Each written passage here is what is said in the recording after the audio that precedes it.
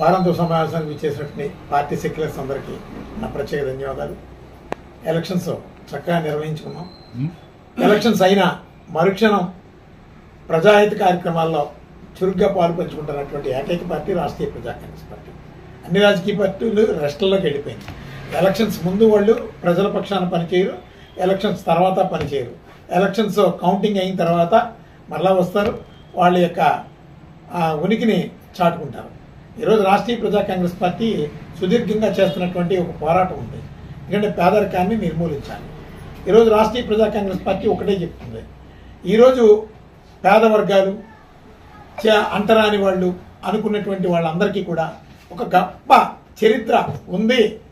ఇప్పుడున్నటువంటి సంపన్న వర్గాలుగా విర్రవీగుతున్నటువంటి వాళ్ళందరూ కూడా ఈ అంటరాని తెగ అంటున్నటువంటి వాళ్ళ కన్నా ఎప్పుడు కూడా తక్కువే అని రాష్ట్రీయ ప్రజా కాంగ్రెస్ పార్టీ అనేక సందర్భాల్లో చెప్పింది. ఈరోజు ఒకటి చెప్తున్నాం, ఈరోజు చరిత్రని తీసుకుంటే కేవలం దళితులకు ఒక మెడలో లాకెట్టు, బీసీలకు ఒక మెడలో లాకెట్టు, మైనార్టీలకు ఒక లాకెట్టు.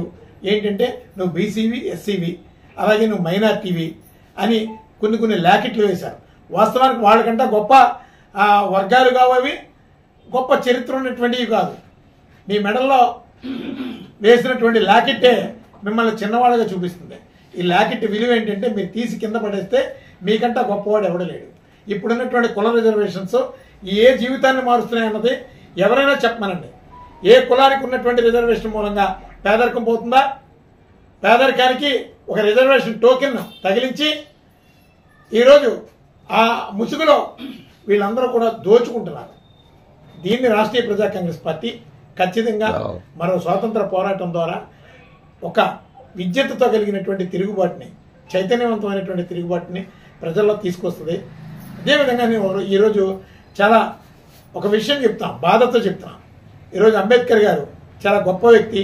ఆయన ఎన్నో సమస్యల్ని ఆయన మోసాడు, అనేక విపత్కర పరిస్థితుల్ని ఆయన ఛేదించగలిగాడు. కానీ ఒక్కటి మాత్రం ఆయన దగ్గర కూడా ఒక పొరపాటు జరిగింది.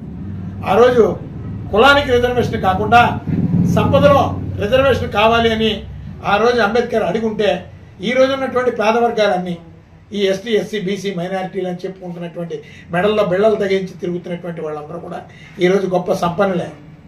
ఆ రోజు జరిగినటువంటి పొరపాటు దశాబ్దాలుగా 75 ఏళ్లుగా ఈరోజు అన్ని పేద వర్గాలు అనుభవిస్తున్నాయి. నేను రాష్ట్రీయ ప్రజా కాంగ్రెస్ పార్టీ ఒకటే చెప్తుంది, కులంలో కానీ వర్గంలో కానీ ఎవరో తక్కువ కాదు. మిమ్మల్ని తక్కువ అంటున్నటువంటి వాళ్ళు తక్కువ అని మీరు భావించి రాష్ట్రీయ ప్రజా కాంగ్రెస్ పార్టీ ఆశయాన్ని, రాష్ట్రీయ ప్రజా కాంగ్రెస్ పార్టీ లక్ష్యం కోసం మనం అందరం కూడా సైనికుల్లా పనిచేద్దాం. మన సెక్యులర్స్ అందరూ కూడా రాష్ట్రీయ ప్రజా కాంగ్రెస్ పార్టీ స్ఫూర్తితో అన్ని వర్గాలని కూడా సంపన్న వర్గాలుగా తీర్చిదిద్దుదాం. సంపదని సాధించడమే రాష్ట్రీయ ప్రజా కాంగ్రెస్ పార్టీ ప్రధాన లక్ష్యం. పేదరికాన్ని తీసిపాడిన, పేదరికం లేనటువంటి సమాజాన్ని రాష్ట్రీయ ప్రజా కాంగ్రెస్ పార్టీ ప్రతి కుటుంబానికి చేరువ చేస్తుంది. అలాగే ఈ రాష్ట్రంలో, ఈ దేశంలో ఉన్నటువంటి సంపదని ప్రజలకి సమానంగా చేరువయ్యేటటువంటి ఒక కార్యాచరణ, ఒక వ్యూహాత్మకమైనటువంటి ప్రణాళిక రాష్ట్రీయ ప్రజా కాంగ్రెస్ పార్టీతోనే సాధ్యమని ఈ సందర్భంగా తెలియజేస్తూ, భవిష్యత్ కార్యాచరణకి ఒక మహోన్నతమైనటువంటి ఉద్యమ కార్యాచరణ ఉంది. ఈరోజు పేదరికం లేనటువంటి సమాజాన్ని, అంటరానితనం లేదు అని నిరూపించేటటువంటి ఒక మహోన్నతమైనటువంటి ఉద్యమాన్ని, ఇప్పుడు విర్రవీగుతున్నటువంటి సంపన్న వర్గాలకి బుద్ధి చెప్పే విధంగా ఒక మహోన్నతమైనటువంటి ఉద్యమాన్ని రాష్ట్రీయ ప్రజా కాంగ్రెస్ పార్టీ ప్రజల్లోకి తీసుకెళ్తుంది. ఆ మహోన్నతమైనటువంటి ఉద్యమంలో ప్రతి ఇంటి నుంచి ప్రతి వ్యక్తి భాగస్వాములయ్యి ఒక గొప్ప ఉన్నతమైనటువంటి జీవితానికి సాకారం చేసుకోవాలని ఈ సందర్భంగా రాష్ట్రీయ ప్రజా కాంగ్రెస్ పార్టీ ద్వారా ఈరోజు మన సెక్యులర్స్ ద్వారా ఈ సమాజానికి తెలియజేయడానికి ఈరోజు సిద్ధపడుతుంది.